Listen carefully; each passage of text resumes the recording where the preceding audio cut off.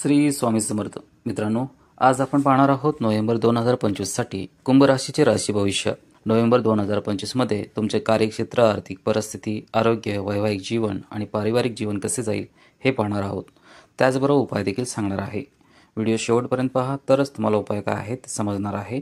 आणि कमेंटमध्ये ओम नमः शिवाय लिहा. त्याचबरोबर उमाशेखर राष्ट्र चॅनलला सबस्क्राईब करायला विसरू नका. नोव्हेंबर मासिक राशीफल 2025 नुसार नोव्हेंबर 2025 हा महिना तुमच्यासाठी मिश्रित परिणाम घेऊन येऊ शकतो. परिणाम सरासरी किंवा सरासरीपेक्षा किंचित कमकुवत असू शकतात. सूर्य तुमच्या भाग्यस्थानात 16 नोव्हेंबरपर्यंत दुर्बल अवस्थेत भ्रमण करेल, म्हणून या काळात तुम्ही सूर्याकडून अनुकूल परिणामाची अपेक्षा करू नये. सूर्य तुमच्या कर्मस्थानात मंगळ राशीत वृश्चिक राशीत असेल, ज्यामुळे तुम्हाला चांगले परिणाम मिळतील. महिन्याच्या पहिल्या 6 माहीत सूर्य कमकुवत असेल तर दुसऱ्या 6 माहीत तो चांगले परिणाम देऊ शकतो. मंगळ संपूर्ण महिन्यात तुमच्या 10व्या घरात स्वतःच्या राशीत भ्रमण करेल. याचा अर्थ असा की तुम्ही मंगळाकडूनही सरासरी परिणामाची अपेक्षा करू शकता. काही प्रकरणामध्ये मंगळ सरासरीपेक्षा थोडे चांगले परिणाम देऊ शकतो. 23 नोव्हेंबरपर्यंत बुध तुमच्या 10व्या घरात भ्रमण करेल, ज्यामुळे अनुकूल परिणाम मिळतील. 23 नोव्हेंबर नंतर बुध देखील अनुकूल परिणाम देऊ शकणार नाही. 6व्या घरात गुरुचे भ्रमण चांगले नाही, परंतु लाभ आणि संपत्तीच्या घराच्या स्वामीचे उच्च स्थान काही बाबतीत फायदेशीर ठरू शकते. म्हणून आपण गुरुकडून मध्यम किंवा मिश्र परिणामाची अपेक्षा करू शकतो. 2 नोव्हेंबरपर्यंत शुक्र तुमच्या 8व्या घरात भ्रमण करेल आणि 2 नोव्हेंबर ते 26 नोव्हेंबर या कालावधीत भाग्यस्थानात भ्रमण करेल. त्यानंतर तो तुमच्या कार्यस्थानात जाईल, म्हणून शुक्र महिन्याच्या बहुतेक काळात तुम्हाला अनुकूल परिणाम देण्याचा प्रयत्न करेल. शनी वक्री असेल, म्हणून सहज अनुकूल परिणाम मिळण्याची अपेक्षा करू नका. राहू आणि केतूचे संक्रमण देखील अनुकूल परिणाम आणत नाही असे दिसते, म्हणून आपण असे म्हणू शकतो की या महिन्यात मिश्र परिणाम येऊ शकतात. परिणाम एकतर सरासरी असतील किंवा कधीकधी सरासरीपेक्षा किंचित कमकुवत असतील. त्या तुलनेत महिन्याचा दुसरा भाग तुलनेने चांगले परिणाम देणारा मानला जाईल. या महिन्यात तुमच्या करिअर घरचा स्वामी तुमच्या करिअर घरात राहील, म्हणजेच मंगळ ग्रह स्वतःच्या घरात असेल, जो तुमच्या कामासाठी अनुकूल मानला जातो. जरी मंगळाचे 10व्या घरात भ्रमण अनुकूल मानले जात नसले तरी स्वतःच्या राशीत आणि लाभ घराचा स्वामी गुरुग्रह असल्याने मंगळ तुमच्या कामाच्या संबंधित बाबीमध्ये सामान्यतः मदत करू शकतो. तुमचे विचार सभ्य आणि सौजन्यपूर्ण पद्धतीने व्यक्त करून तुमचे वरिष्ठ किंवा तुमच्या क्षेत्रातील प्रमुख व्यक्ती तुमच्या उपस्थितीला महत्त्व देतील. शिवाय तुमचे प्रगतीचे मार्गही उघडतील. विशेषतः व्यवसायाच्या बाबतीत बुध ग्रह तुमच्या कर्मघराच्या स्वामीसह 23 नोव्हेंबरपर्यंत असेल. व्यवस्थापनाचा ग्रह बृहस्पती यावर लक्ष केंद्रित करेल. या परिस्थितीत बुध तुमचा व्यवसाय वाढवण्यात आणि नवीन व्यवहारामध्ये वाटाघाटी करण्यात खूप मदत करेल. म्हणून जर तुम्हाला नवीन व्यावसायिक निर्णय घ्यायचे असतील किंवा काहीही नवीन करण्याचा प्रयत्न करायचा असेल तर 23 नोव्हेंबर पूर्वीचा काळ श्रेयस्कर असेल. 16 नोव्हेंबर ते 23 नोव्हेंबर हा काळ विशेषतः अनुकूल मानला जातो, कारण या काळात तुम्हाला सूर्याचा अनुकूल प्रभाव देखील जाणवेल. नोकरी आणि कामाच्या संबंधित बाबीमध्ये या महिन्यात 6व्या घरात असलेल्या शुक्राच्या प्रभावामुळे सकारात्मक परिणाम मिळू शकतात.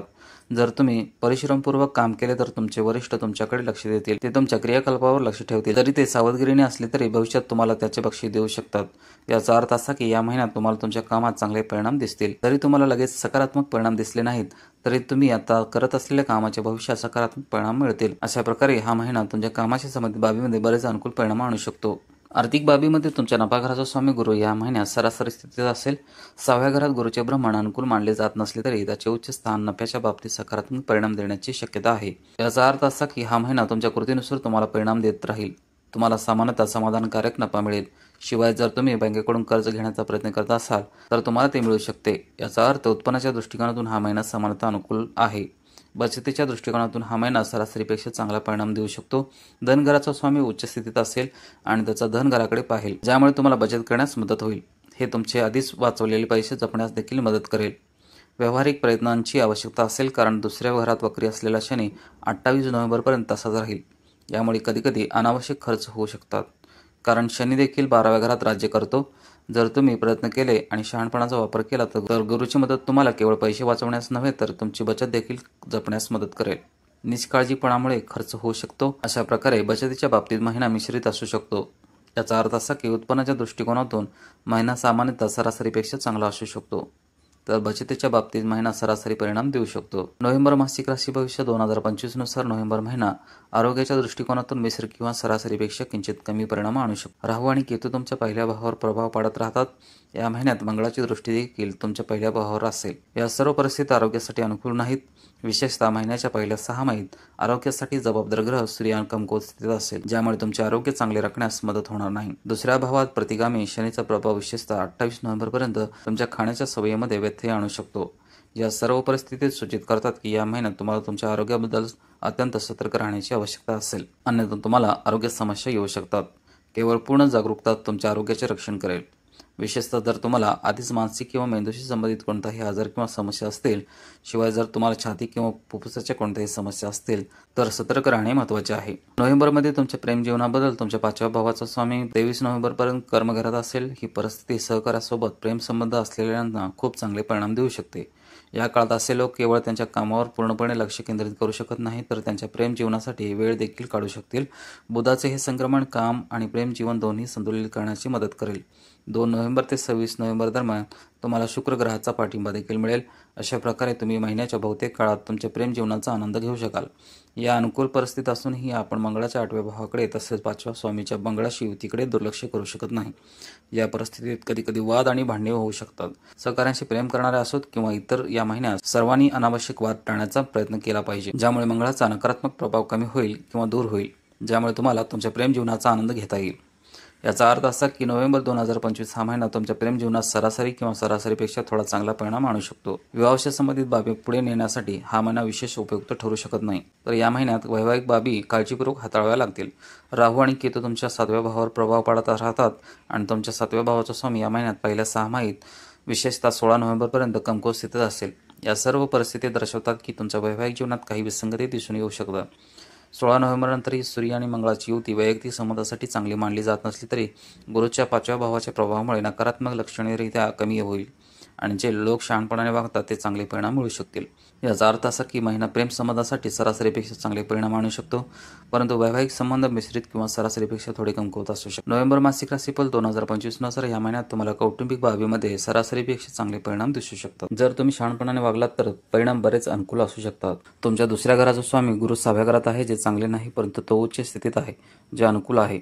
शिवाय 9व्या भावातून तुमच्या 2ऱ्या भावावर गुरु देखील दृष्टी टाकत आहे, जे चांगले आहे. 2ऱ्या घरात वक्री बसलेला शनी काही कौटुंबिक समस्या निर्माण करू शकतो. या महिन्यात शनी पूर्णपणे गुरुच्या संरक्षणाखाली असल्याने या समस्या लक्षणीयरित्या वाढणार नाहीत. शनी केवळ गुरुच्या राशीतच नाही तर गुरुच्या नक्षत्रात देखील आहे.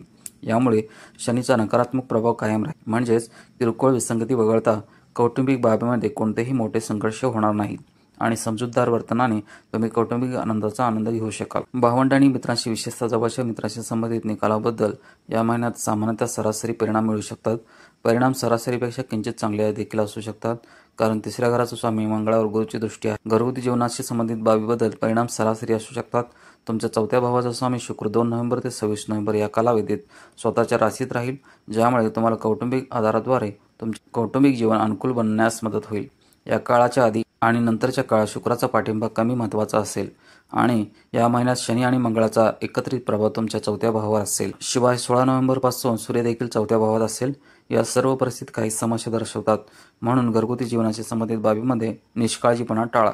योग्य आचरण अवलंबल्याने शुक्राचा आशीर्वाद तुम्हाला घरगुती बाबीमध्ये सरासरी परिणाम मिळू शकतील. उपाय आहेत: मद्य आणि अश्लीलतेपासून दूर राहा. हनुमान मंदिरात लाल रंगाचा प्रसाद अर्पण करा आणि तो लोकांना वाटून टाका. शनिवारी 4 सुखे अखंड नारळ वात्यानं शुद्ध पाण्यात प्रवाहित करा. व्हिडिओला नक्की लाईक करा, शेअर करा आणि उमाशिखर राष्ट्र चॅनलला सबस्क्राईब करायला विसरू नका. पुन्हा भेटू अशाच एका आध्यात्मिक आणि प्रेरणादायी माहितीच्या व्हिडिओसह. जय हिंद, जय महाराष्ट्र.